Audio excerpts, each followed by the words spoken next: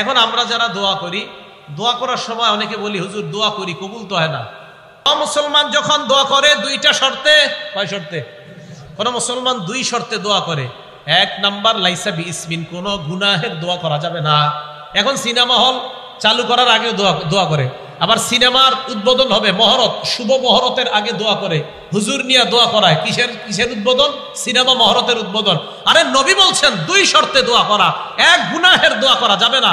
সারা দুনিয়াকে জানায়া দেন 1 কোটিবারও যদি গুনাহের দোয়া করা হয় আল্লাহ এই দোয়া শুনবেই না, কবুলই করবে না। এটা বিশ্বাস রাখেন। নবীজি বলছেন কেউ যদি কারো কাছ থেকে এই নিয়তে ঋণ নেয় যে আল্লাহ আমি তার ঋণটা যেই কোনো ভাবে হোক দিব, রাসূল সাল্লাল্লাহু আলাইহি সাল্লাম বলেন অবশ্যই আল্লাহ পাক রব্বুল আলামিন তাকে ঋণ পরিশোধের ব্যবস্থা করে দিবেন। ঋণের প্রাচুর্যতা, ঋণের আধিক্যতা থেকে আপনার কাছে পানাহ চাই। ওয়া কাহরির রিজাল, মানুষের অনিষ্টতা, মানুষ আমার উপর জুলুম নির্যাতন যেন না করে, মানুষের ধমক ধমকি থেকে আপনার কাছে পানাহ চাই। আল্লাহ নবীর সাহাবা আবু উমামা বলেন নবী আমাকে আমল শিখায়া দেওয়ার পর ফাফআলতু, আমি কয়েকদিন আমল করা শুরু করলাম, আযহাবাল্লাহু আন্নী হাম্মি, কিছুদিনের মধ্যে আল্লাহ আমার পেরেশানি দূর করে দিলেন। ওয়া কাযা আন্নী দাইনি, আল্লাহ আমার পক্ষ থেকে আমার ঋণ আদায়ের সুন্দর ব্যবস্থা করে দিলেন। ইনশাআল্লাহ তার পেরেশানি, তার ঋণ সহ যা বলবে আল্লাহকে, আল্লাহ তার ওই পেরেশানি থেকে তাকে হেফাজত করবেন। দলিল আবু দাউদ শরীফ 1555 নম্বর হাদিসের বর্ণনা। আন আবি সাঈদ আল খুদরি রাদিয়াল্লাহু তাআলা আনহু قال, আবু সাঈদ খুদরি রাদিয়াল্লাহু তাআলা আনহুর বর্ণনা, দাখালা রাসূলুল্লাহ সাল্লাল্লাহু আলাইহি ওয়াসাল্লাম ইয়াওমান আল মসজিদ, আল্লাহ নবী একদিন মসজিদে প্রবেশ করলেন। নবীজি মসজিদে প্রবেশ করার পর ফাইদা হুয়া বিরাজুলিন মিনাল আনসার ইউকালু লাহু আবু উমামা রাদিয়াল্লাহু তাআলা আন, হঠাৎ আল্লাহ নবী দেখলেন নবীর সাহাবা আবু উমামা রাদিয়াল্লাহু তাআলা আন মসজিদে বসা। নবীজি আবু উমামাকে বললেন ইয়া আবা উমামা, ও আবু উমামা, মালি আরাকা জালিসান ফিল মসজিদি ফি গায়রি ওয়াক্তিস সালাহ, আবু উমামা নামাজের সময় ছাড়া এই সময় তুমি অটাইমে কেন মসজিদের মধ্যে বসা? এটা তো নামাজের সময় না, এখন মসজিদে কেন আসছো? এর মানে আমার নবীর সাহাবারা বিপদ আপদে পড়লে, পেরেশানিতে পড়লে মসজিদে দৌড়ায় যাইতেন। কোথায় যাইতেন? মসজিদে। তা আপনাদের মন চায় না যে হুজুর নবীজি আসলেন কেন? তার মানে আমার নবীর ওই অভ্যাসই ছিল, নবী তো মসজিদে যাইতেন। হ্যাঁ নবী, আপনারা তো পাল্টা এটা বলা দরকার, হুজুর নবীজি অটাইমে মসজিদে আসছে কেন? কারণ নবী আর সাহাবাদের কাম কি? কাম তো এটাই মসজিদে। আমাদেরকে অনেকে বলে মোল্লার দৌড় মসজিদ পর্যন্ত। আলহামদুলিল্লাহ, এটা কয় না যে সিনেমা হল পর্যন্ত, আমগো দৌড় মসজিদ পর্যন্তই। এটা রাগ করেন না, যখন কয় মোল্লার দৌড় মসজিদ পর্যন্ত রাগ হইবেন না, আলহামদুলিল্লাহ। সাথে সাথে বলবেন আল্লাহ এই ভাইয়ের কথাটা আপনি কবুল করে আমারে কিয়ামতের ময়দানে আমারে মসজিদের মোল্লা বলছে, আপনি এই হিসাবে কবুল করে আমারে জান্নাত দিয়ে দিন। এই দেখবেন আজকে থেকে আর কেউ কইব না, কইব যদি জান্নাতি হয়ে যায়। রাসূল সাল্লাল্লাহু আলাইহি সাল্লাম মসজিদে, ওনার সাহাবা মসজিদে, নামাজের সময় ছাড়া। কি তুমি এখানে কেন? সাহাবা বলে ইয়া রাসূলুল্লাহ হুমুমুন লাজিমাতনি ওয়া দুয়ুন, হুজুর খুব পেরেশানিতে আছে, অনেক ঋণে আছে, এইজন্য মসজিদে বসে রয়েছে, মনটা খারাপ।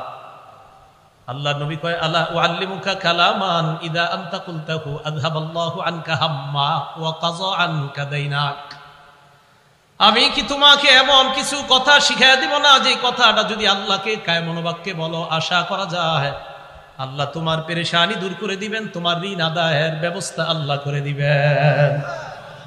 ইয়া রাসূলুল্লাহ, এমন আমলই তো আমার দরকার যে আমল করলে আমার ঋণ আদায় পরিশোধ সহজ হয়ে যায়, এমন আমল আপনার কাছে জানতে চাই। অনেকে ঋণ নিয়ে আবার ঋণ দিতে চায় না, ঠিক না? এটা আবার ঠিক না। বুখারীর বর্ণনা, ক্বালা রাসূলুল্লাহ সাল্লাল্লাহু আলাইহি ওয়াসাল্লাম, আল্লাহ নবী বলেন মান আখাযা আমওয়ালান নাস ইউরিদু আদাআহা, কোন ব্যক্তি যদি অন্য কারো কাছ থেকে ঋণ নেয় এই নিয়তে ইউরিদু আদাআহা, আমি তার থেকে ঋণ নিলাম, আদায় করে দিব, এটা আমার আশা, ওনার থেকে আমি ঋণ নিলাম, আমার নিয়ত আছে আমি দিয়ে দিব। নবীজি বলেন আদাল্লাহু আনহু, এই যে আমি ওনার থেকে ঋণ নিলাম, আমার আশা যেই কোনো মূল্যে আমি তার ঋণ পরিশোধ করব। আল্লাহ নবী বলেন আল্লাহ যেই কোনো মূল্যে তোমাকে ঋণ আদায়ের ব্যবস্থা করে দিবেন। এটা বিশ্বাস রাখেন। নবীজি বলছেন কেউ যদি কারো কাছ থেকে এই নিয়তে ঋণ নেয় যে আল্লাহ আমি তার ঋণটা যে কোনো ভাবে হোক দিব, রাসূল সাল্লাল্লাহু আলাইহি সাল্লাম বলেন অবশ্যই আল্লাহ পাক রব্বুল আলামিন তাকে ঋণ পরিশোধের ব্যবস্থা করে দিবেন। এ বিশ্বাস রাখা।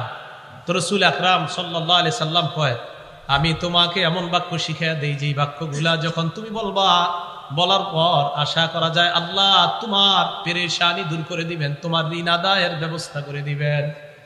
এবার আল্লাহ নবী বললেন ইদা আসবাহতা ওয়া ইদা আমসাইতা, যখন তুমি সকাল করো সন্ধ্যা করো, এর মানে ফজরের নামাজের পর মাগরিবের নামাজের পর তুমি এই দোয়াটা পড়বা, আল্লাহুম্মা ইন্নী আউযু বিকা মিনাল হাম্মি ওয়াল হাযান।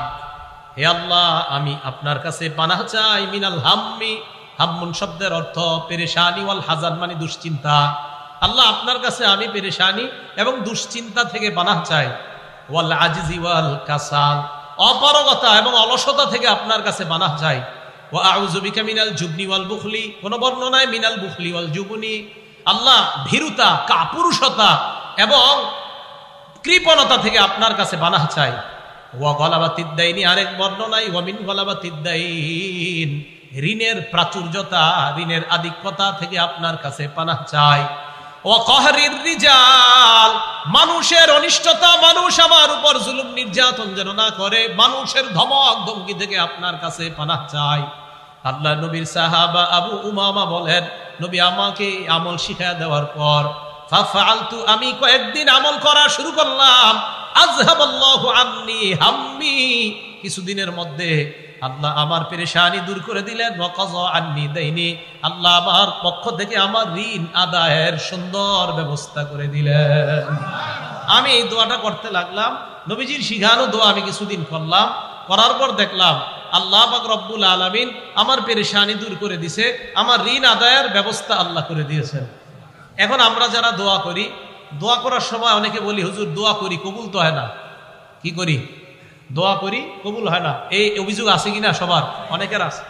আল আদাবুল মুফরাদ একটা কিতাব আছে, এই কিতাবের 710 নম্বর হাদিস, ক্বালা রাসূলুল্লাহ সাল্লাল্লাহু আলাইহি ওয়াসাল্লাম, আল্লাহ নবী বলেন মা মিন মুসলিমিন ইয়াদউ, কোন মুসলমান যখন দোয়া করে দুইটা শর্তে, কয় শর্তে? কোন মুসলমান দুই শর্তে দোয়া করে। এক নাম্বার লাইসা বিইসমিন, কোন গুনাহের দোয়া করা যাবে না। এখন সিনেমা হল চালু করার আগে দোয়া করে, আবার সিনেমার উদ্বোধন হবে, মহরত, শুভ মহরতের আগে দোয়া করে, হুজুর নিয়ে দোয়া করায়, কিসের উদ্বোধন? সিনেমা মহরতের উদ্বোধন। আরে নবী বলছেন দুই শর্তে দোয়া করা, এক গুনাহের দোয়া করা যাবে না। সারা দুনিয়াকে জানায়া দেন 1 কোটি বারও যদি গুনাহের দোয়া করা হয় আল্লাহ এই দোয়া শুনবেই না, কবুলই করবে না। সিনেমার দোয়া করে লাইসা বিইসমিন, 1 নাম্বার গুনাহ করা যাবে না, গুনাহের কোন দোয়া এটা করা যাবে না। 2 নাম্বার রকতিয়াতি রহিম, আত্মীয়তার সম্পর্ক ছিন্ন করার দোয়া করা যাবে না। আল্লাহ আমার বোনকে যাতে আমি না দেখতে পারি এই দোয়া করা যাবে না। আল্লাহ আমার বোন আমার কাছে সম্পত্তি পায়, ওরা তাড়াতাড়ি মারেন, এরকম দোয়া করা যাবে না। তাহলে 2টা শর্ত, লাইসা বিইসমিন 1 নাম্বার, গুনাহের দোয়া করা যাবে না। 2 নাম্বার রকতিয়াতি রহিম, আত্মীয়তার সম্পর্ক ছিন্ন করার দোয়া করা যাবে না। এই 2 শর্তে যদি আপনি দোয়া করেন আল্লাহ পাক রব্বুল আলামিন ইল্লা আ'তাহুল্লাহু ইহদা সালাস, আপনার দোয়াটা আল্লাহ 3 পদ্ধতির এক পদ্ধতিতে কবুল করবেন। কয় পদ্ধতি? আজকে থেকে মনে রাখবেন, আমি যত দোয়া করব আমার এই প্রত্যেকটা দোয়া যদি কোনো গুনাহের দোয়া না হয় আর যদি আত্মীয়তার ছিন্ন করার দোয়া না হয়, তাহলে আমার দোয়াকে আল্লাহ 3 পদ্ধতির এক পদ্ধতিতে কবুল করবেন। 1 নাম্বার ইম্মা আইয়ু আজ্জিলা লাহু, আল্লাহ তাকে নগদেই দোয়া কবুল করে দুনিয়াতেই তার দোয়া কবুল করবেন। 1। 2 নাম্বার ইম্মা আইয়াদাখিরা লাহু ফিল আখিরাহ, ওই বান্দার এই দোয়াটা দুনিয়াতে আল্লাহ কবুল করবে না, আখিরাতে আল্লাহ তার জন্য দোয়া করে রাখবেন, আখিরাতে আল্লাহ তার দোয়াটা কবুল করে নেবেন। এটা হলো 2 নাম্বার।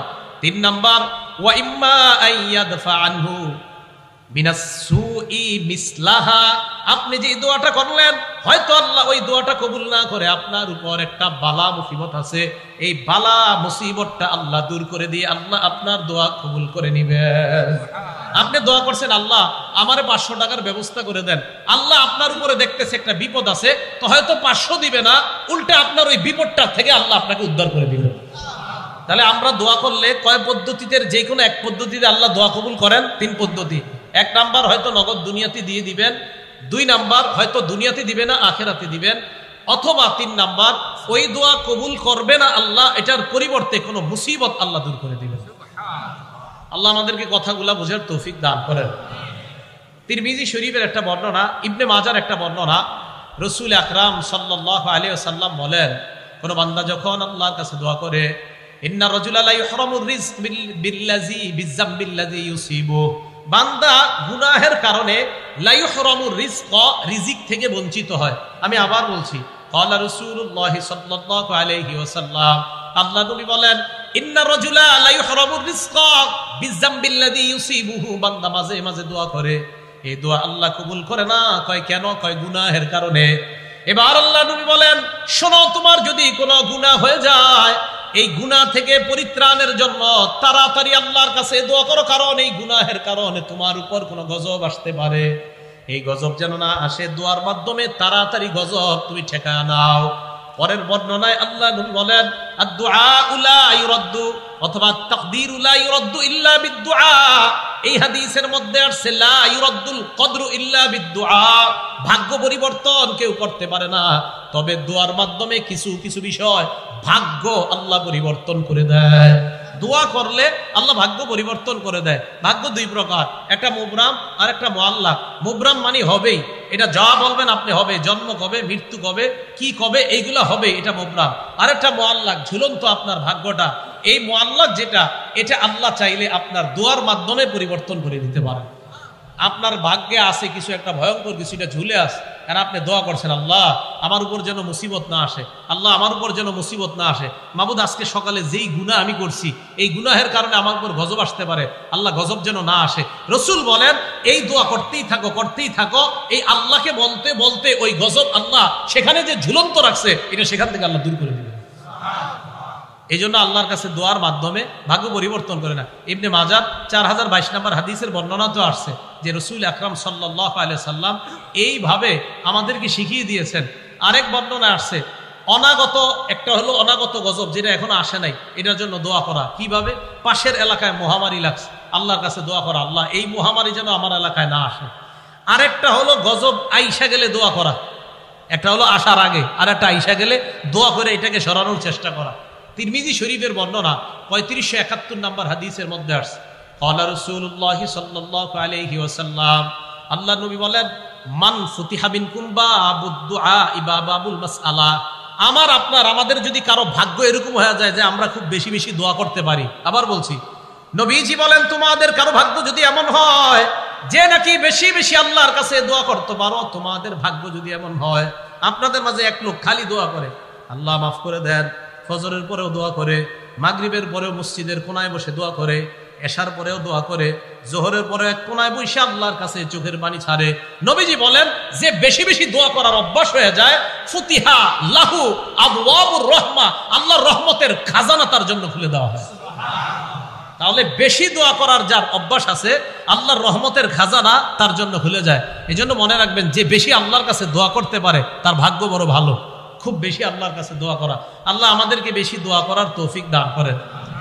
তো রাসূল আকরাম সাল্লাল্লাহু আলাইহি সাল্লাম এই হাদিসের শেষের দিকে বলেন, আদ-দুআ ইয়ানফাউ মিম্মা নাযালা ওয়া মিম্মা লাম ইয়ানজিল, যেই গজব নাজিল হয়েছে এই গজবেও দোয়া কার্যকারী, যেই গজব নাজিল হয় নাই ওই গজবেও দোয়া কার্যকারী। যেই গজব নাজিল হয়েছে এই গজবেও, এই গজবটা দূর করার জন্য দোয়া কার্যকারী, আর যেই গজব নাজিল হয় না এটা দূর করার জন্য দোয়া কার্যকারী। তাহলে গজব নাজিল হয় এটার জন্য দোয়া কার্যকরী, আর যদি গজব নাজিল না হয় এটা দূর করার জন্য দোয়া কার্যকারী। কিভাবে? গজব পাশের এলাকায় আসছে, আমার এলাকায় এখনো আসে নাই, আল্লাহ করোনা তো এই এলাকায় আছে, আল্লাহ এই এলাকায় যেন না আসে, খুব বেশি বেশি দোয়া করে আশা করা যায় এই গজব দূর করা যাবে। আরেকটা হলো এসে গেছে, এসে যাওয়ার পরও দোয়ার মাধ্যমে এই গজব দূর করা যায়, এটা হাদিস দ্বারা প্রমাণিত। মুসলিম শরীফের 2732 নম্বর হাদিস। এই জায়গায় আপনারা বৈশা যদি আরবের কারো জন্য দোয়া করেন, মনে করেন আপনার ভাই বিদেশ থাকে, আল্লাহ আপনি মাফ করে দেন, আল্লাহ কাশ্মীরের মুসলমানদেরকে হেফাজত করেন, আল্লাহ আরাকানের মুসলমানদেরকে হেফাজত করেন, এই দোয়া যদি আপনি করেন, মাবুদ যারা নির্যাতিত মুসলমান আলেম ওলামা তাদেরকে আপনি হেফাজত করেন, জুলুম থেকে আপনি বাঁচান, এই দোয়া যদি আপনি করেন। এবার হাদিস শুনেন, মুসলিম শরীফের 2732 নম্বর হাদিসের বর্ণনা, ক্বালা রাসূলুল্লাহ সাল্লাল্লাহু আলাইহি ওয়াসাল্লাম, আল্লাহ নবী বলেন, কোন মুসলমান যখন দোয়া করে লিআখিহি বিজহরিল গায়ব, কোন মুসলমান যখন তার ভাইয়ের জন্য দোয়া করে আড়াল থেকে মানে ওই ভাই এখানে নাই, তার জন্য যদি আমরা দোয়া করি, আমাদের মাজলুম কোন আলেম, মাজলুম মুসলমানরা কোথাও আছে, আমরা এখান থেকে তাদের জন্য দোয়া করলাম, নবীজি বলেন ইল্লা ক্বালাল মালাক, একজন ফেরেশতা বলে ওয়ালাকা বিমিসলিন, তুমি আমি দোয়া করলাম, আমার সাথে একবার বলেন হে আল্লাহ মাজলুম মুসলমানদেরকে হেফাজত করেন। এই মুহূর্তে ফেরেশতা আমাদের প্রত্যেককে বলছে, তুমি যেই দোয়াটা করলা আল্লাহ যেন তোমাকে বিপদ আপদ থেকে হেফাজত করে। হ্যাঁ, এই মুহূর্তে ফেরেশতা বলছে, হ্যাঁ সত্যি বলছি, আমাকেও বলছে ওয়ালাকা বিমিসলিন, তুমি যেই দোয়া মাজলুমদের জন্য করলা আল্লাহ যেন তোমাকেও জুলুম থেকে হেফাজত করে। পরের বর্ণনা 2733 মুসলিম শরীফের আগের যে বর্ণনাটা, এটা পরের বর্ণনাটা আসছে। ক্বালা রাসূলুল্লাহ সাল্লাল্লাহু আলাইহি ওয়াসাল্লাম দাওয়াতুল মারইল মুসলিমি লিআখিহি বিজহরিল গায়ব মুস্তাজাবাহ, কোন মুসলমান যখন তার ভাইয়ের জন্য দূর থেকে দোয়া করে মুস্তাজাবাহ, দোয়াটা কবুল হয়েই যায়।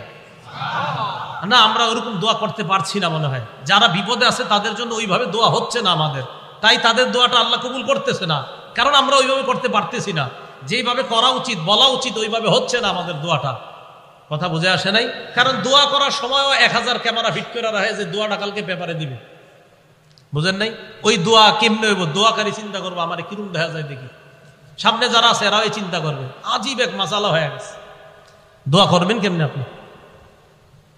তো রাসূল আকরাম সাল্লাল্লাহু আলাইহি সাল্লাম বলেন, যারা আড়ালে আছে তাদের জন্য দোয়া করা, এই দোয়াটা কবুল হয়ে যায়। এই হাদিসে কি বলে দেখেন, মালাকুন মুয়াক্কালুন ইনদা রাসিহি, তার মাথার কাছে একজন নিযুক্ত ফেরেশতা থাকে, এই নিযুক্ত ফেরেশতা ওই ব্যক্তিকে ডাক দিয়ে বলে ওয়ালাকা বিমিসলিন, তুমি যেই দোয়াটা করলা আল্লাহ যেন তোমার পক্ষেও এই দোয়াটা কবুল করে নেয়। মাথার কাছে একজন ফেরেশতা বৈশা বলে ওয়ালাকা বিমিসলিন, তুমি যেই দোয়া করলা তোমার দোয়া যেন আল্লাহ কবুল করে নেয়। এই হাদিসের মধ্যে আরো আসছে, আমি আপনি যখন বলি আল্লাহ মাজলুম মুসলমানদেরকে হেফাজত করেন, একজন ফেরেশতা মাথার কাছে বৈশা বলে আমিন আমিন, ফেরেশতা বলে আমিন আমিন, মুসলিম শরীফের বর্ণনা। তাহলে আমরা আল্লাহর কাছে দোয়া করব, কারণ আমাদের দোয়া আল্লাহ কবুল করে, এটা আমাদের বিশ্বাস। বলেন তো দোয়া করলে কয় সূরাতে আল্লাহ দোয়াটা কবুল করতে পারেন? 3 সূরাতে। অদৃশ্য থেকে দোয়া করার শ্রেষ্ঠ দৃষ্টান্ত মুহাম্মদুর রাসূলুল্লাহ সাল্লাল্লাহু আলাইহি সাল্লাম একটা দোয়া করছে, এই দোয়াটা শুনেন। সহিহ ইবনে হিব্বান কিতাবের নাম 7111 নম্বর হাদিস। আম্মা জান আয়েশা সিদ্দিকা রাদিয়াল্লাহু তাআলা আনহা বলেন, লাম্মা রাআইতু মিনান নবী সাল্লাল্লাহু আলাইহি ওয়াসাল্লাম তিবা নাফসিন, মা বোনরা যারা আমার এই আলোচনাটা শুনতেছেন, আপনার স্বামীর সাথে এই আমলটা করবেন। আম্মা জান আয়েশা বলেন, আমি যখন আল্লাহ নবীর ভালো মুড দেখতাম, মুড বুঝুন তো, মুড মানে ভালো মুডে আছে নবীজি, খুব ফুরফুরে মেজাজ আছে নবী, সবসময় একটা ফিকিরে থাকতেন, উম্মতের ফিকির। কখনো রসুলের চেহারা মোবারক লাল হয়ে যেত, রাগ হয়ে যেতেন, অন্যায় কিছু দেখলে নবীজি রাগ হয়ে যেতেন। তা আম্মা জান আয়েশা বলেন, কখনো যদি মুড ভালো দেখতাম নবীজিরে বলতাম, আল্লাহ ইয়া রাসূল আল্লাহ, আপনি আল্লাহর কাছে আমার জন্য একটু দোয়া করেন। আমি নবীজিরে বলতাম, ইয়া রাসূল আল্লাহ, হে আল্লাহ রসুল, আপনি আমার জন্য একটু আল্লাহর কাছে দোয়া করেন। তো নবীজি বলতেন, আয়েশা তোমার জন্য দোয়া করবো? কাহা বিবিরা যারা আছেন, আপনার স্বামীরে যখন ভালো মুডে দেখবেন তখন বলবেন যে আপনি একটু আমার জন্য এখন দোয়া করেন। আর আপনারা কি মুডে থাকবেন? রাত 2টা বাজে তো দুইজন টেলিভিশনের উপরে থাকেন, আর মুড কখন আসবে? এই মুডে থাকে না তো, মুড আসবে কখন? দোয়া, এখন কি দোয়া হবে নাকি? তো রাসূল আকরাম সাল্লাল্লাহু আলাইহি ওয়াসাল্লাম কি দোয়া করবো? হুজুর আপনি যেই দোয়া আল্লাহর কাছে মন চায় করেন আমার জন্য। তো নবীজি বলতেন, আল্লাহুম্মা গফির লি আয়েশাতা মা তাকদ্দামা মিন যামবিহা ওয়া মা তাআখার, আল্লাহ আপনি আয়েশার আগে পরের সব গুনাহ মাফ করে দেন। ওয়া মা আসাররাত ওয়া মা আলানা, প্রকাশ্য এবং গোপন যত গুনাহ আছে আল্লাহ সব মাফ করে দেন। আম্মা জান আয়েশা সিদ্দিকা দহিকাত, হাসা শুরু করতেন খুশিতে। দেখেন কি বলে, হাসতে হাসতে হাসতে হাসতে হাত্তা সাকাতা রাসুহা ফি হিজরিহা, আম্মা জান হাসতে হাসতে ওনার মাথাটা কোলের উপর গিয়ে পড়তো, এত হাসতেন। কেন? তো নবীজি কয়, আয়েশা হাসো কেন? খুশিতে। তো আল্লাহ রাসূল সাল্লাল্লাহু আলাইহি সাল্লাম আম্মা জান আয়েশা সিদ্দিকা বলতেন, আয়েশা আয়া সুররু কি দুআই, আমি দোয়া করলে কি তুমি অনেক খুশি হও? তো আম্মা জান আয়েশা বলে, জি হুজুর, আপনি যে দোয়া করেন খুশি, এই দোয়া শুনলে কার না খুশি লাগবে? তাই আপনার এই দোয়া শুনি না আমি খুশিতে এত খুশি হয়ে যাই, হাসতে হাসতে আমার মাথা আমার শরীরের উপর পড়ে, এত পরিমাণ আমি খুশি হয়ে যাই। নবীজি বলেন, আয়েশা আমি যে দোয়াটা তোমার জন্য করলাম তুমি অনেক খুশি হয়েছো না? হ্যাঁ। নবীজি কি বলে দেখেন, ইন্নাহা লা দুআই লি উম্মতি ফি কুল্লি সালাত, আয়সা আমি তোমার জন্য যে দোয়াটা করলাম, আমি যতবার নামাজ পড়ি, নামাজের পর আমি যতবার দোয়া করি আমার উম্মতের জন্য ঠিক এই দোয়াটা ততবার করি। চিন্তা করেন আম্মাজান আয়েশা সিদ্দিকাকে যা বললেন, নবী যুগে আমিও আল্লাহরে বলি, আল্লাহ আমার উম্মতের আগের পরের প্রকাশ্য অপ্রকাশ্য সব গুনাহ মাফ করো। আমরা এখনো দুনিয়াতে আসি নাই, 1500 বছর আগে আমাদের জন্য দোয়া করে গেছেন। তো দূর থেকে আড়াল থেকে আমাদেরকে দেখে নাই যিনি, না দেখা যিনি দোয়া করার শ্রেষ্ঠ দৃষ্টান্ত দুনিয়াতে দেখা গেছেন রাসূল আকরাম সাল্লাল্লাহু আলাইহি সাল্লাম। তাই বলেন এখন যদি বুঝে এসে থাকে আমরা দোয়া করব কার কাছে? আল্লাহর কাছে। দোয়ার বিরোধিতা করবেন না তো? না না, দোয়ার বিরোধিতা করেন না। যারা দোয়া করতে জানে তাদের দিল বড় সাফ, দিল খুব সাচ্চা, এদের দিল বড় নরম থাকে। তাই আল্লাহকে বেশি বেশি ডাকা, আল্লাহকে যেন সবাই বেশি বেশি ডাকতে পারি, আল্লাহ তৌফিক দান করেন। তাহলে হেদায়েতের উপর থাকার 1 নাম্বার উপায় আল্লাহর কাছে দোয়া করা। বলেন আল্লাহর কাছে কি করা?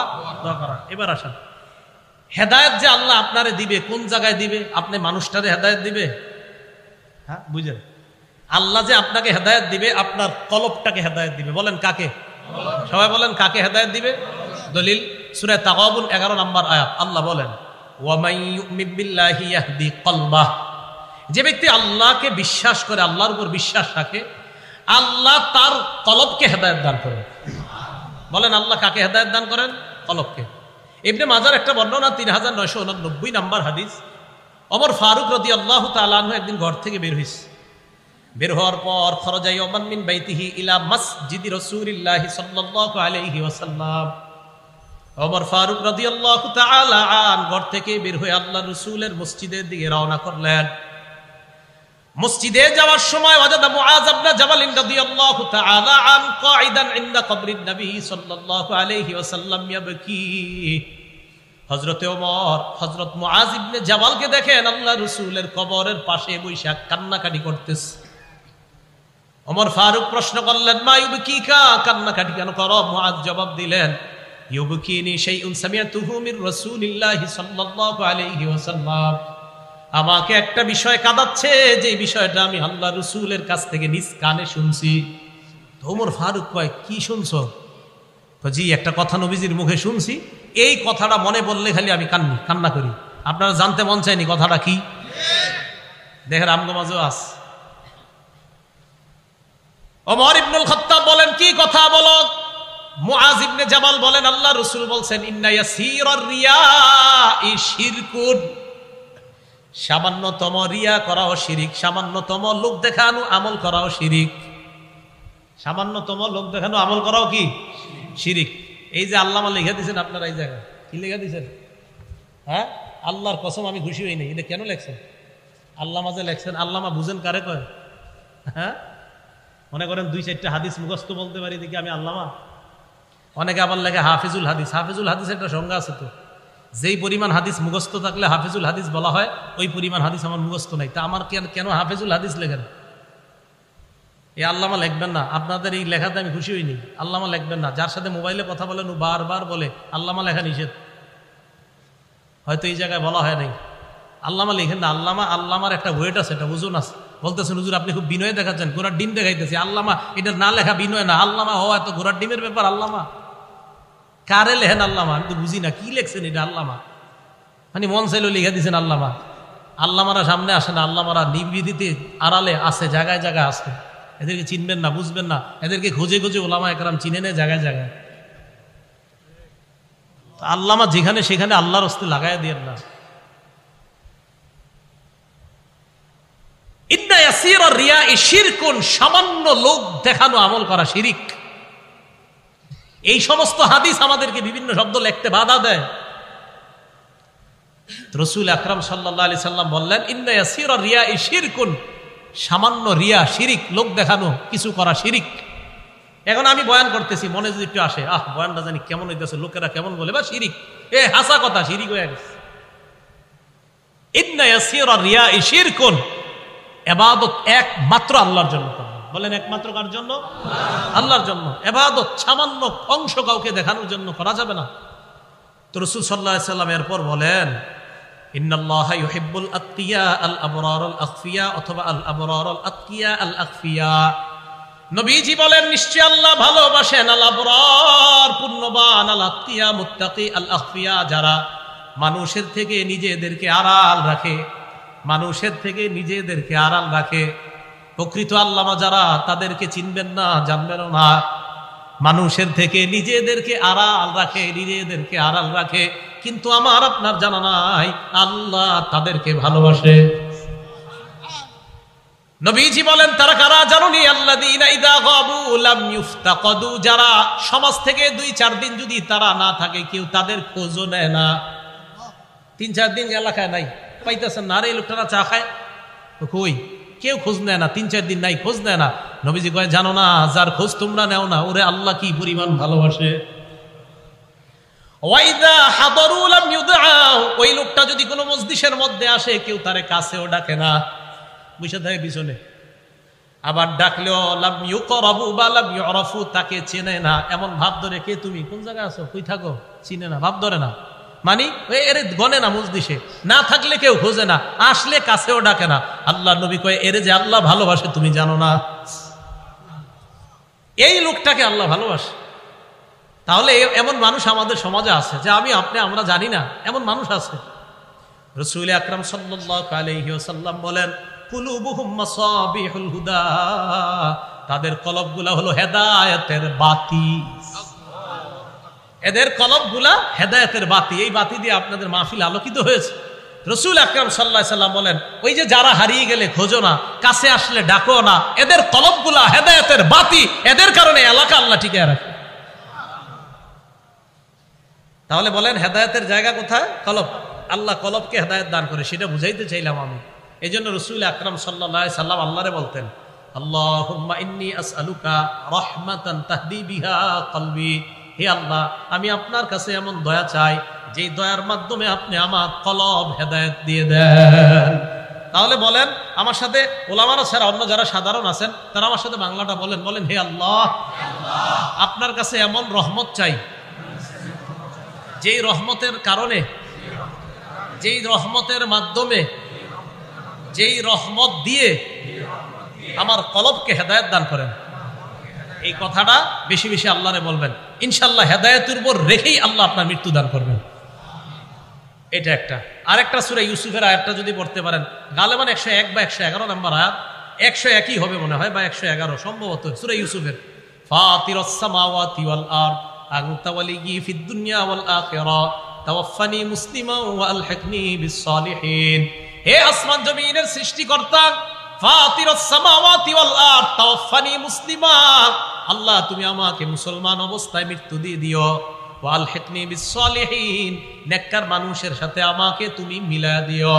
ইউসুফ নবী বাদশা ছিলেন, নবী ছিলেন, এরপরে আল্লাহর কাছে দোয়া করতেন আল্লাহ তাওয়াফফানি মুসলিমা। নবী কয় আল্লাহরে তাওয়াফফানি মুসলিমা, বাদশা আল্লাহরে কয়, বাদশা আবার নবী, খাদ্যমন্ত্রী আবার নবী, আবার উনি আল্লাহরে কয়, একজন নবী আল্লাহরে কয় তাওয়াফফানি মুসলিমা, আল্লাহ আপনি আমারে মুসলমান অবস্থায় মৃত্যু দিয়েন। কে বলছে? একজন নবী। তা আমি আপনি কি বলা উচিত আল্লাহকে? এই জন্য আল্লাহর কাছে খুব বেশি বেশি বলা। আমি যার কাছে বুখারী শরীফ পড়ছি, আল্লামা আবু জাফর আল কাসিমি দামাত বরকাতুহুল আলিয়া, হযরতে আব্দুল্লাহপুর, বর্তমান আব্দুল্লাহপুর মাদ্রাসার শেখুল হাদিস, হযরতের মুখে শুনছি, এইটা যদি কেউ নিয়মিত পড়তে পারে ইনশাআল্লাহ আশা করা যায় আল্লাহ যদি তার এই দোয়াটা কবুল করেই নেই, আশা করা যায় হেদায়েত দিয়ে মুসলমান অবস্থায় তার মৃত্যু দিবে আল্লাহ। তো রাসূল আকরাম সাল্লাল্লাহু আলাইহি সাল্লাম আল্লাহরে বললেন, আল্লাহ এমন হেদায়েত আপনার কাছে চাই যার মাধ্যমে আপনি আমার দিলকে হেদায়েত দিবেন, এমন রহমত চাই যার মাধ্যমে আপনি আমার দিলকে হেদায়েত দিবেন। এবার আশ্চর্য একটা হাদিস শুনেন রাসূল আকরাম সাল্লাল্লাহু আলাইহি সাল্লাম, এই 2 আঙ্গুলের দিকে তাকান, সাল্লাল্লাহু আলাইহি সাল্লাম। মুসলিম শরীফের 2654 নম্বর হাদিস, আমাদের মাদ্রাসার পাঠ্যপুস্তক অনুসারে মোট হাদিস সংখ্যা হবে 3033টা। এই হাদিসের মধ্যে আসছে ক্বালা রাসূলুল্লাহ সাল্লাল্লাহু আলাইহি ওয়াসাল্লাম ইন্না কুলুবা বানি আদামা কুল্লাহা বাইনা ইসবাইনি মিন আসাবির রহমান। মাঝে মাঝে নিজেরা ট্রাই করবেন। এখন যার যে নিচে এইভাবে 2 আঙ্গুল দিয়ে, এই 2 আঙ্গুলের দিয়ে একটু তাকান, দেখেন আমার অনুবাদটা শোনেন আর আঙ্গুলের দিকে তাকান। রাসূল সাল্লাল্লাহু আলাইহি সাল্লাম বলছেন, শোনো উম্মত, পুরা দুনিয়ার সমস্ত কলবগুলা আল্লাহর এই 2 আঙ্গুলের মাঝে কাকলবিন ওয়াহিদিন, একটা কলমের মতো, মানে এট এ টাইম একই মুহূর্তে সারা দুনিয়ার কোটি কোটি কলবগুলা আল্লাহ একই মুহূর্তে একই সময় দেখতে পায়। এই দেখতেছে, আমি আরিফ বিন হাবিবের কলব দেখতেছি, আপনাদের কলব এক সময় আল্লাহ দেখতেছেন। মাঝে মাঝে চিন্তা করবেন যে আল্লাহ ইন্না লিল্লাহ, সর্বনাশ মাবুদ, তুমি তো আমার কলব এখন দেখতেছো। রাসূল আকরাম সাল্লাল্লাহু আলাইহি সাল্লাম এভাবে বলেন, 2 আঙ্গুলের মাঝে পুরা দুনিয়ার কলবগুলো একটার মতো। এবার কি করে দেখেন, ইউসাররিফুহু হাইসু ইয়াশা, যেইভাবে চায় এইভাবে নাড়াইতে পারে, নাড়াইতে পারে। সুম্মা ক্বালা রাসূলুল্লাহ সাল্লাল্লাহু আলাইহি ওয়াসাল্লাম আল্লাহুম্মা মুসাররিফাল কুলুব সাররিফ কুলুবানা আলা তাআতিক। নবী আল্লাহকে বলতেন, হে আল্লাহ, কলবের পরিবর্তনকারী আল্লাহ, কলবকে ঘুরানো ফিরানো আল্লাহ, যিনি কলবকে ঘুরিয়ে দেন ফিরিয়ে দেন, যিনি কলবকে লালান, যিনি কলবকে এদিক সেদিক করেন। নবীজি কি কয়, আল্লাহ আপনি তো কলব ঘুরান, আমাদের কলবটা ঘুরিয়ে ফিরিয়ে আপনার ইবাদতের দিকে নিয়ে যান। এখন আপনারা এই জায়গায় অনেকে আছেন, কলব আমেরিকা, কলব জাপান। রাসূল সাল্লাল্লাহু আলাইহি সাল্লাম বলছে, আল্লাহ কলবটা আপনি ঘুরান, আমাদের কলবগুলা ঘুরে আপনার ইবাদতের দিকে নিয়ে যান। এই জন্য এই 2 আঙ্গুলের মাঝে মাঝে মাঝে তাকায় চিন্তা করবেন, রাস্তায় হাঁটতেছেন, যে আল্লাহ আপনার 2 আঙ্গুলের মাঝে পুরা দুনিয়ার কলব, মাবুদ আমার কলবও তো আপনার এইখানে, কলব নাকি আপনি এইভাবে নাড়ান, ঘুরান ফেরান, আল্লাহ আমারটা ঘুরিয়ে ফিরে আপনার ইবাদতের দিকে রেখে নিয়েছে। তাহলে আল্লাহর কাছে এইভাবে দোয়া করা। আর রাসূল সাল্লাল্লাহু আলাইহি সাল্লাম আরেকটা দোয়া করতেন, হেদায়েতের উপর থাকা, ইয়া মুকাল্লিবাল কুলুব সাব্বিত কলবি আলা দীনিক। হে অন্তরের পরিবর্তনকারী, বলেন তো কলব, কলব মানে যা বারবার পরিবর্তন হয়, এলিগে এটার নাম কলব। কলব মানে পরিবর্তন হয়, কলব মানে পরিবর্তন হয়, এটার নাম কলব। এই জন্য এটা কখনো আমেরিকা কখনো জাপান, ওই যে পরিবর্তন হয় খালি, এই জন্য এটার নাম কলব। কলব এটা আরবি শব্দ, এই আরবিটার অর্থ হলো বারবার যে পরিবর্তন হয়। কলব বারবার পরিবর্তন হয়, এই কলব যেন পরিবর্তন হয়ে গুনাহের দিকে না যায়, তাই একজন আল্লাহওয়ালার সাথে সম্পর্ক রাখা যেন কলব ঠিক থাকে।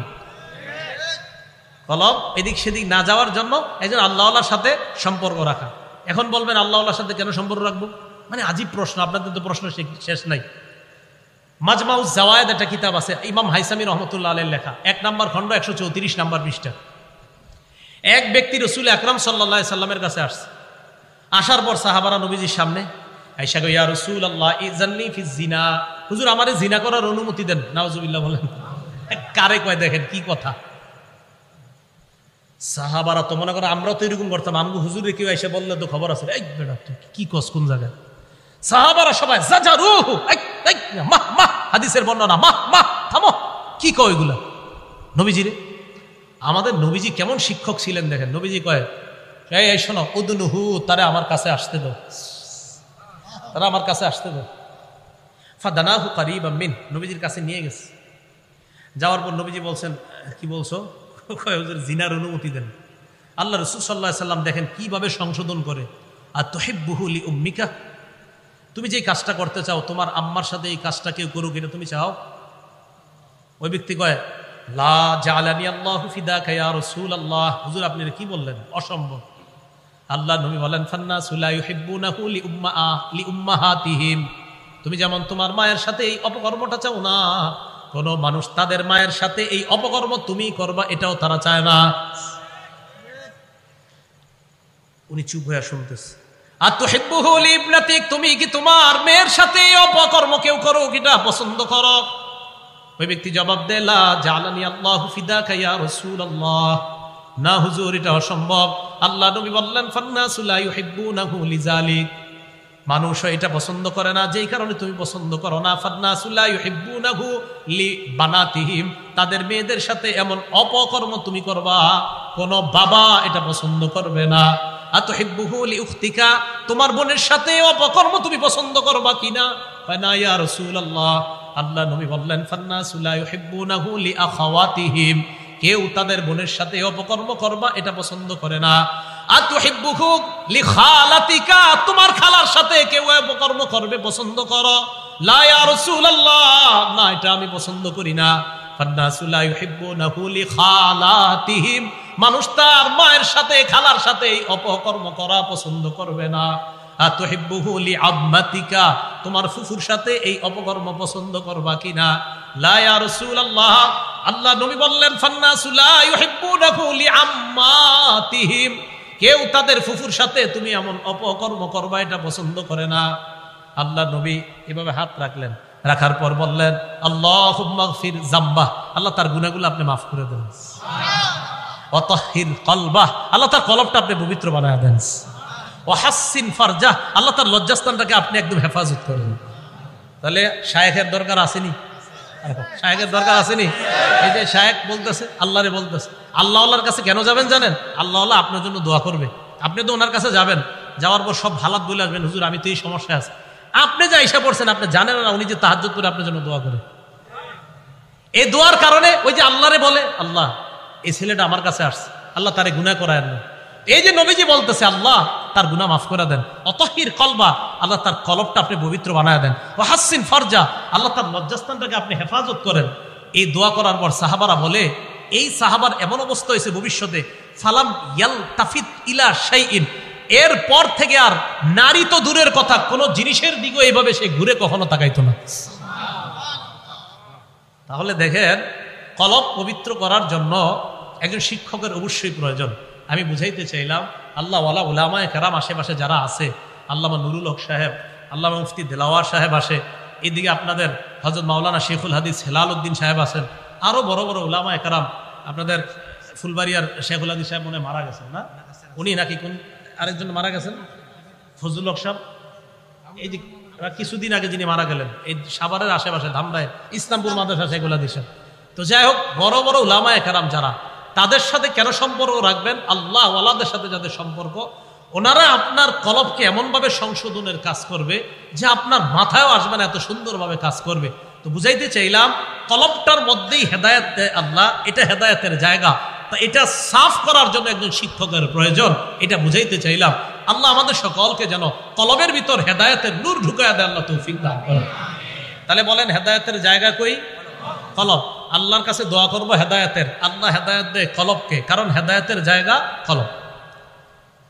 শুধু হেদায়েতের জায়গা যে কলব এমন না, ঈমান যেই জায়গায় আল্লাহ ফিট করে দেয়, এই জায়গাটার নামও কলব। সুবহানাল্লাহ। দলিল সূরা মুজাদালার 22 নম্বর আয়াত, দেখেন আল্লাহ কি বলে, উলাইকা কাতাবা ফি কুলুবিহিমুল ঈমান, তাদের অন্তরের মধ্যে আল্লাহ ঈমান লিপিবদ্ধ করে দিয়েছেন।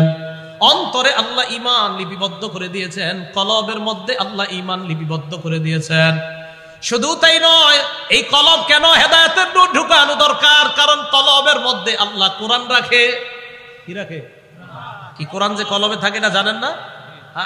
কেমনে জানবেন? কইবেন যে দলিল আছে কিনা। এই বর্তমান যুগে আবার খুব ভয়ঙ্কর সময় চলতেছে, কথায় কথায় জিজ্ঞাসা দলিল কি, করতে যে শিখছে এই প্রশ্ন আল্লাহ জানে। তো এই জন্য ইদানিং দলিলের উপরে খুব লাগছি, যেহেতু কথায় কথা দলিল, এখন আবার সুর পাল্টাই লেতেছে দলিল দেওয়া শুরু করাতে। কি দেওয়া শুরু করাতে? হ্যাঁ, দলিল দেওয়া শুরু করাতে এখন সুর অন্যদিকে গেছে ওনাদের। এখন এটা আর কয় না। কেন কয় না? ভবিষ্যতে বলবো কোনো একদিন, কেন বলে না। তো দলিল দেওয়া শুরু করার পরে আলহামদুলিল্লাহ এখন আর এটা বলে না। এরকম দলিল আমি শুধু দিই না, আমাদের হাজার হাজার এমন ছাত্র আছে দলিল দেওয়ার মতো, আসে না। যখন আসা শুরু হবে তখন দলিলের বন্যা বয়ে যাবে। এই জন্য আপনারা বুঝবেন না, এদেরকে আনা হয় না, এখন আসে না। আসবে যখন দলিলের বন্যা বসবে, তখন বুঝবেন কি যে খালি আরেকজনকে বলেন 20 বছর বেটায় একটা আমল করে, আর আপনি হঠাৎ করতে একদিন বাংলা বই একটা বইরা এসে বলতেছেন আপনার ইবাদতে ভুল আছে। হ্যাঁ, উনি গোড়ার গোশ কাটছে 16 বছর মাদ্রাসায়।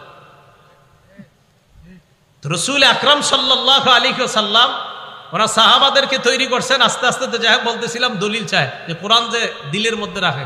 সূরা বাকারাতে আল্লাহ বলেন, ইহুদি খ্রিস্টানরা, ইহুদিরা বিশেষ করে বলে, মান কানা আদুওয়াল লিজিবরিলা, নবী আপনি বলেন যারা বলে জিবরিল হলো তাদের শত্রু, ফাইন্নাহু নাযালাহু আলা কলবিকা, আপনি বলেন জিবরিল আমিন আল্লাহর হুকুমে, ফাইন্নাহু নাযালাহু আলা কলবিকা বিইজনিল্লাহ, আল্লাহর হুকুমে জিবরিল আমিন কোরআনটা আপনার কলবের মধ্যে রেখে দেন। তাহলে কোরআন কোথায় রাখে? কোরআন কোথায় রাখে? হেদায়েত কোথায় রাখে? এই জন্য হেদায়েতের নূর দ্বারা কলব সাফ করা, যেন এখানে কোরআন থাকে, এখানে ঈমান থাকে। বুঝাইতে চাইলাম হেদায়েতের জায়গা কলব। তাই আল্লাহর কাছে যখন দোয়া করব, এইভাবে দোয়া করা, আল্লাহ আপনি এমন রহমত দান করেন যে রহমতের মাধ্যমে আমার কলবকে আপনি হেদায়েত দান করেন। এখন কলবের মধ্যে যদি হেদায়েত ঢুইকা যায়, লাভ কি?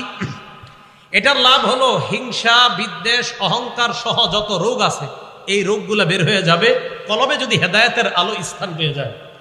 মুসলিম শরীফের 2564 নম্বর হাদিসের বর্ণনা, ক্বালা রাসূলুল্লাহ সাল্লাল্লাহু আলাইহি ওয়াসাল্লাম, আল্লাহ নবী বলেন, লা তাহাসাদু, তোমরা পরস্পর হিংসা করবা না, ওয়ালা তানাজাসু, তোমরা পরস্পর ধোঁকাবাজি করবা না, ওয়ালা তাবাগাজু, তোমরা পরস্পর বিদ্বেষ পোষণ করবা না, ওয়ালা তাদাবারু, তোমরা একে অপরের ক্ষতি করার জন্য আড়ালে শত্রুতা করবা না, ওয়ালা ইয়াবি'ু বা'দুকুম আলা বাই'i বা'দিন, একে অপরের ক্রয় বিক্রয় করার সময় তোমরা অন্য কেউ গিয়ে ক্রয় বিক্রয় করবা না।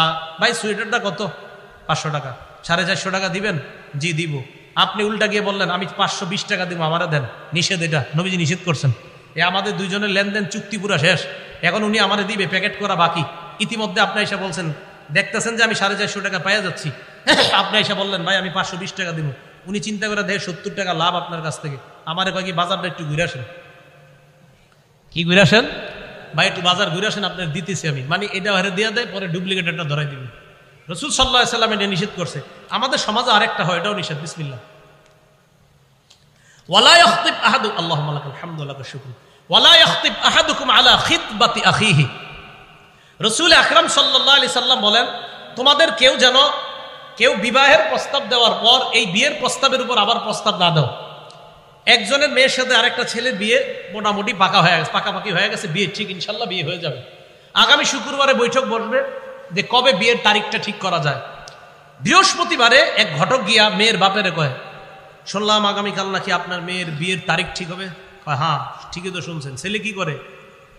কয় ছেলে তো মসজিদের ইমাম। আর যাই হোক, বেতন কত? 15,000 টাকা। যাই হোক, আপনি এই এলাকায় কতদিন জানি না, তো হুজুরকে বেতন বাড়ায় দিও, আল্লাহ বরকত দিব। তো এটা বলার পরে 15,000 টাকা, হ্যাঁ আমি তো ইতালি থেকে একটা ছেলে আনছি প্রস্তাব, বেতন 14 লাখ। এখন মেয়ের বাপের অবস্থাটা কি হবে? রাসূল সাল্লাল্লাহু আলাইহি সাল্লাম বলেন, লা ইয়াখতিব আহাদুকুম আলা খিতবাতি আখি। বিয়ের প্রস্তাব দিছে একজন, আলোচনা চলতেছে, তোমরা উপর দিয়ে গিয়ে প্রস্তাব দিও না। সমাজে এগুলা হচ্ছে।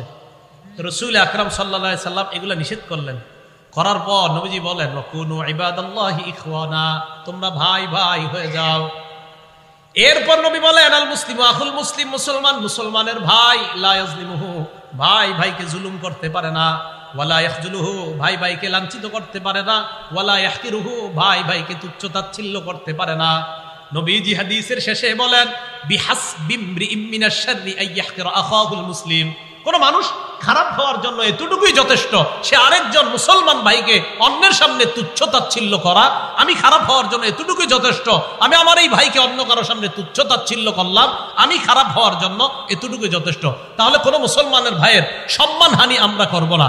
এই হাদিস পুরাটা কেন শোনাইলাম এখন দেখেন। রাসূল বলে, আত্তাকওয়া হা হুনা, আত্তাকওয়া হা হুনা।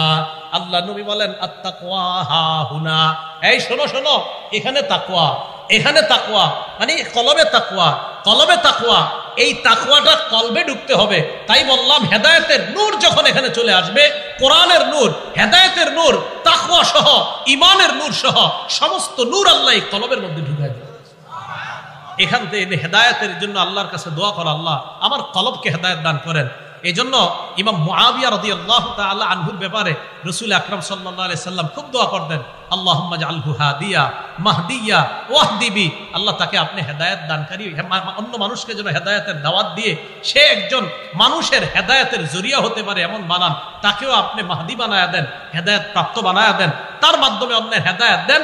এই যে হেদায়েত দেওয়া, এর দ্বারা উদ্দেশ্য করণ, কারণ অন্য বর্ণনায় আছে আল্লাহুম্মা হদি কলবা, আল্লাহ তার কলবকে আপনি হেদায়েত দান করেন। জায়গা কই? কলব। এই জন্য রাসূল আকরাম সাল্লাল্লাহু আলাইহি সাল্লাম সহিহ বুখারীর 52 নম্বর হাদিসের মধ্যে বলেন, ক্বালা রাসূলুল্লাহ সাল্লাল্লাহু আলাইহি ওয়াসাল্লাম, আল্লাহ নবী বলেন, আলা ইন্না ফিল জাসাদি মুদগাতান, শোনো তোমরা দেহের মধ্যে একটা গোশতের টুকরা আছে, মাংসপিণ্ড আছে, ইদা সালাহাত সালাহাল জাসাদু কুল্লু, কোন কোন রিওয়ায়াতে আনছেন সলুহাত সলুহাল জাসাদু কুল্লু, আমার তাহকিকে সালাহাতটাই বেশি মনে হচ্ছে ভালো। সালাহাত সালাহাল জাসাদু কুল্লু, যদি এই গোশতের টুকরাটা শুদ্ধ হয়ে যায়, সালাহাল জাসাদু কুল্লু, তাহলে পুরা শরীরটা সুস্থ হয়ে যায়। ওয়া ইদা ফাসাদাত ফাসাদাল জাসাদু কুল্লু, আর যদি গোশতের টুকরাটা নষ্ট হয়ে যায়, তাহলে পুরা শরীরটাই নষ্ট হয়ে যায়। বলেন টুকরা কয়টা? ভালো হয় কয় টুকরাই, আবার খারাপ হয় কয়টা? মানে আলাদা একটা না একটাই? মানে ভালো হয় ওই একটাই, খারাপও হয় ওই একটা। নবীজি বলে আলা ওয়াহিয়াল কলব, শোনো এটা হলো কলব, এটা হলো কলব। কলব, আল্লাহ আমাদের সকলকে, আল্লাহ আপনি আমাদের কলবগুলাকে হেদায়েত দান করেন। তো বুঝাইতে চাইলাম কলব হেদায়েত দান, এই জন্য আল্লাহর কাছে খুব বেশি দোয়া করব। আর এই হেদায়েতটা যেন আমার কলবের মধ্যে বসে যায়, তাই কোনো আল্লাহ আল্লাহর কাছ থেকে আমরা সবক গ্রহণ করব, আল্লাহ আল্লাহর দরবারে যাব, আল্লাহ আল্লাহর কাছে গিয়ে আমাদের হালাত বলবো, আমাদের নিজেদের জীবনের বিভিন্ন গুনাহ যেটা আমরা অন্যের কাছে বলতে পারি না বা গুনাহ ছাড়তে পারি না, এইগুলা কোনো আল্লাহ আল্লাহর কাছে গিয়ে বলা। তো এই জন্য যেই কথাটা বলতেছিলাম ইহদিনাস সিরাতাল মুস্তাকিম থেকে আমরা আলোচনাটা আসতেছিলাম যে আল্লাহর কাছে হেদায়েতের দোয়া করা, রব্বানা লা তুযিগ কুলুবানা বাদা ইয হাদাইতানা ওয়া হাব লানা মিন লাদুনকা রাহমা, এটার মাধ্যমে আল্লাহর কাছে হেদায়েতের দোয়া করা। আর দোয়া, হেদায়েতের দোয়া আল্লাহর কাছে কেন করব, এর অনেকগুলা কারণ আমরা জেনেছিলাম। আর হেদায়েত আল্লাহ দেয় কোথায়? কলবে আল্লাহ হেদায়েত দান করে, তাই কলব সংশোধনের বিকল্প নাই। এজন্য খুব বেশি আল্লাহর কাছে দোয়া করা যে আল্লাহ আমাদের কলবকে আপনি হেদায়েত দান করেন। আল্লাহ এই এলাকার সকল নারী পুরুষ, উলামা তুলাবা সুলাহা আইম্মা মাসাজিদ খোতাবা মাসাজিদ সহ সকলের কলবগুলা হেদায়েত দান করে আবার যেন জান্নাতে আমাদেরকে একত্রিত করেন, আল্লাহ তৌফিক দান করেন। আমিন। ওয়া আখিরু দাওয়ানা আনিল হামদুলিল্লাহি রাব্বিল আলামিন।